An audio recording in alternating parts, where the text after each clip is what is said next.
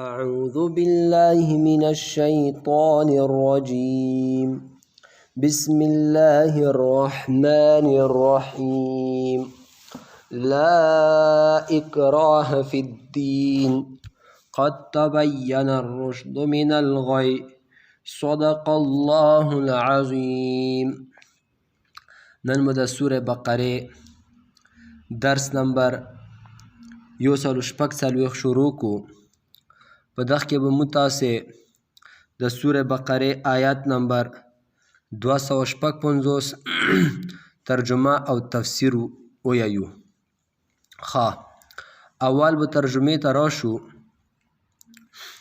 لا اکراه نشته د زور فی الدین د دین په منلو کې قد تبین الرشد په تحقیق سره واضح شه ښکاره شه تاسې ته هغه هدایت من الغی د ګمراهۍ څخه.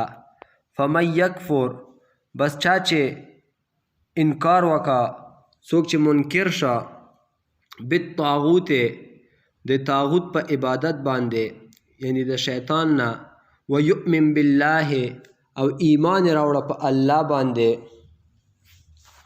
فقد استمسک نو په تحقیق سره د ونیوله بالعروة هغه کړی الوثقه چې مضبوطه ده لا انفصام لها چې نه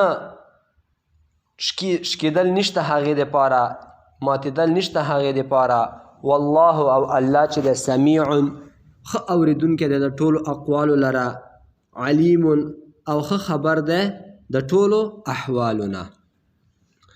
نن الله جل شانه موږ تاسې ته یوه ډېره ښکلې مسله بیانوي چې هغه د دین منل په چا باندې. دا مسله لږه تاسې صحیح زده کوئ. اکثر د کفار د ملحدین د اسلام دشمنان په موږ مسلمانانو باندې اعتراض کوي سوال کوي چې تاسې په خلکو باندې په زوره اسلام قبلوئ تاسې یو سړي نه په زوره مسلمان جوړوئ. نه داس اسلام کې نشته. بیا به درته ووایي خو بیا تاسې د جهاد ویلې کوئ تاسې خو قرآن د جهاد نه ډک دی خلکو باندې توره راوباسوئ خلکو باندې توپک راوباسوئ دا خو په زوره شو که نه. نو دا هغوی دا سوال غلط دی. مو چې یو سړی کافر وي هغه ته دعوت ورکوو منل نه منل دا د هغه کار دی خبره ختمه شوه. بل چې یو سړی مسلمان وي او بیا کافر شي مرتد شي نو دغه ته بیا موږ 3 ورځې وخت ورکوو چې تا څه سوال وي څه مشکل دی هغه بیان کا.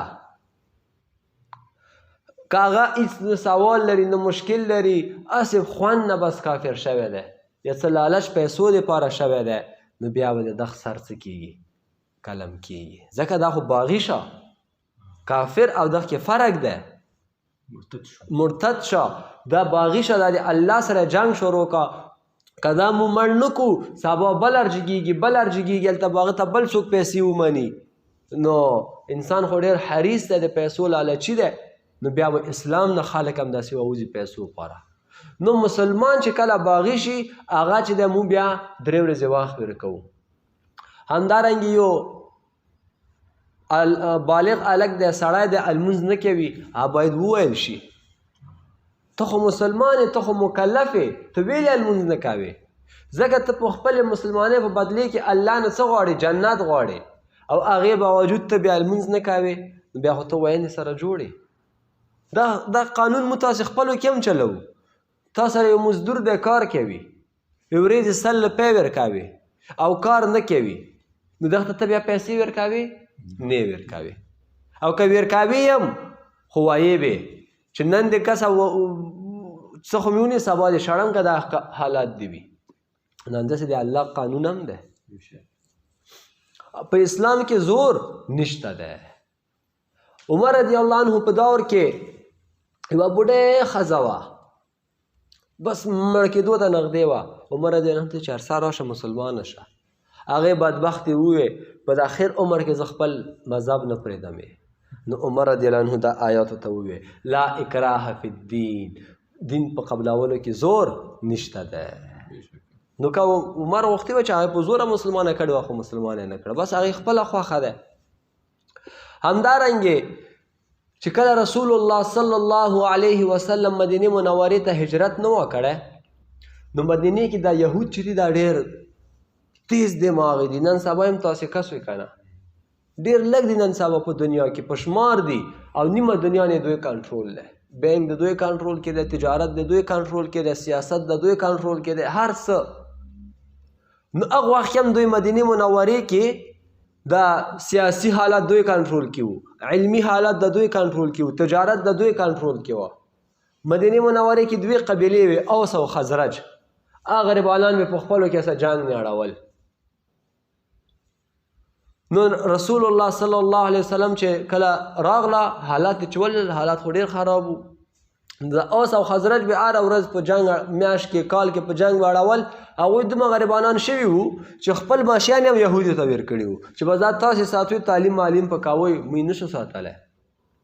نو هغه یهودو ځان سره څه کړي وو؟ یهودیان کړي وو. تعلیم یې چا څه کوله؟ یهودي څه یې کوله. که عیسایي سره و عیسایان شوي وو. که څه دلته تاسو لږ سوچ وکړئ چې خپل بچای به داسې ماحول کې نه پرېږدي چې سبا هغه یې تا لاسه وتی وي. کله چې رسول الله صلی الله علیه وسلم مدینې منورې ته راغله، خلک مسلمانان شول، اوس او خزرج قبیلې والا مغزو کار شروع کړ چې ها دی مو بچیان خو یهودو سره دي، چې اوس یې ویې راغله لړسوی بچیانو تاسې هم مسلمانان شوئ. هغوی ویل چې نه پلاره موږ تاسو نه ځو. همداسې پلاران مسلمانان، مور او خاندان ټول مسلمان، بچیان چا چې یهودو ته عیسایانو ته ور کړي وو هغه یهودیان او عیسایان شوي وو. نو خپلو بچیانو ډېر خیال ساتوي تربیې. موږ خو ډېر خوشحال یو چې والا لندن کې یم، امریکې کې یم، جرمني کې یم، خو که دا نسل دې نه وي بل نسل به دې لاسه وځي، بل نسل به دې لاسه وځي. دا موږ تاسې چې مسلمانان یو ویلې مو نیکونه نیکونه نیکونه همداسې مسلمانان روان دي او همداسې الحمدلله مسلمانانو ملکونو کې وو. دلته چې موږ راغلي یو که موږ دا بچیان مسلمانان دي خو یې مو واجب دي که نه. موږ چې سبا مړه شو هغوی چې کوم بچیان وي هغه بیا رقم مسلمانان نه وي، ځکه نه مسلمان لیدلی، نه اذان اورېدلی، نه جمعه، نه عید، نه بل نه بل. دغه موږ جومات وکړو که نه. هغه کسان ما پسې شاته دریږي چې هغه مسلمانانو ملکونه راغلي او کوم هلکان چې دلته ستر شوي دي یو دوه راشي. حال دا چې د هر سړي دوه دوه درې درې زامن دي کور کې. دلته تاسې سوچ وکړئ. نو دغو ملکونو ته خوشحالېږئ. ما څومره زر چې کوای شوئ د خپلو بچیو آخرت سمولو دپاره وباسئ.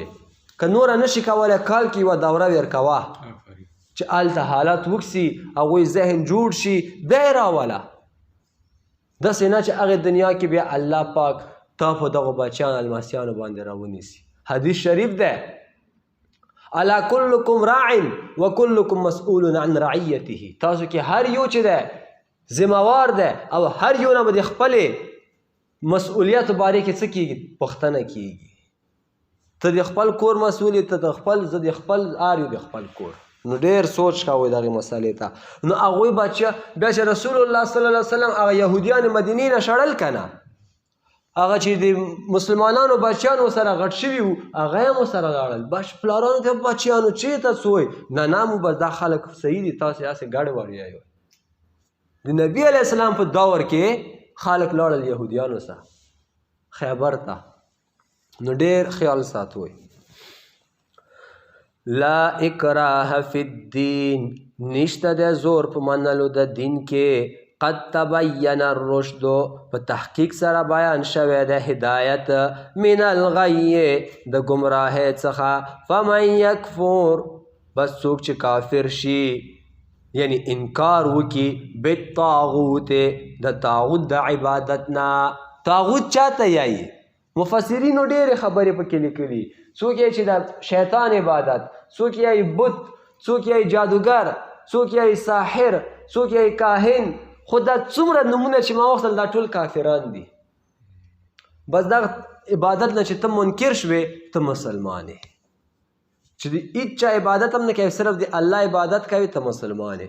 نو چا چې ووایي چې زه د طاغوت عبادت نه کوم، بس دا صحیح سړی دی.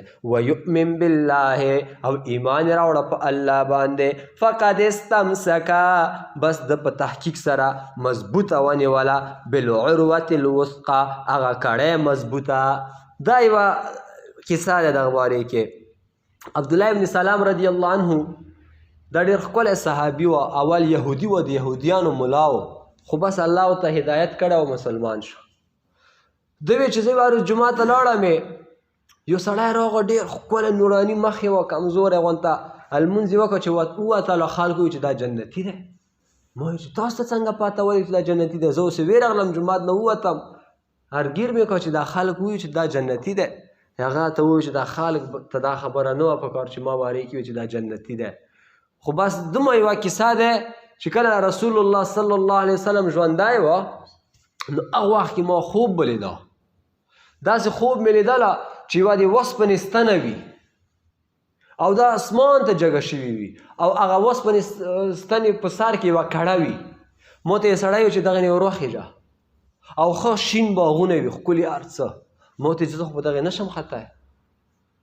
بس بیا هغه سمداد وکړه، زه وختمه، کړه مې ونیوله. دا کړه نه وي، دا مې چې ونیوله، بس همدغه کې ویښ شلم چې قسم لاس کې مې کړه پاتې وه. داسې شوي دي ډېرو خلکو سره، بزرګانو سره شوي دي. خوب کې ښکلی دسمال شی لیدلی دی چې ویښ شوی دی، الله پاک همدغه دنیا کې هم یې ورکړی دی.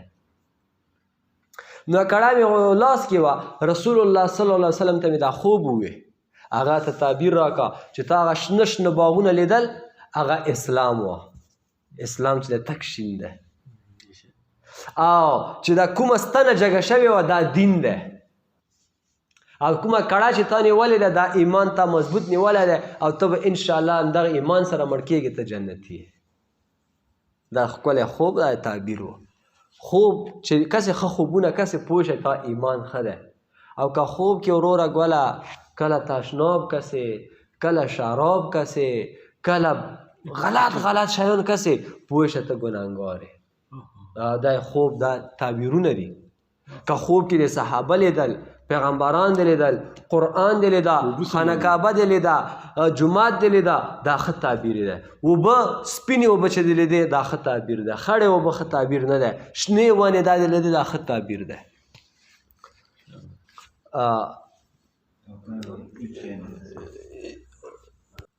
ایمو یو ملګری و، هغه خوب کې پیسې لیدلې وې، ډېر خوشحاله و چې نن به پیسې پیدا کړم. هغه خوب کې چې پیسې وکړې هغه ښه نه وي. هغه بیا په هغې ورځې غوټ تاوان وکړو. زرګر چې خوب کې وکړې دا هم ښه نه دی. زرګر ډېر دوکه‌باز وي، نو بیا هم تاوان کوي. لا انفصام لها، نشته جدایي د ده پاره. والله، او الله چې دی سمیع، ښه اورېدونکی دی د ټولو اقوالو، علیم، ښه خبر دی د ټولو احوالو نه. وما علینا الا البلاغ.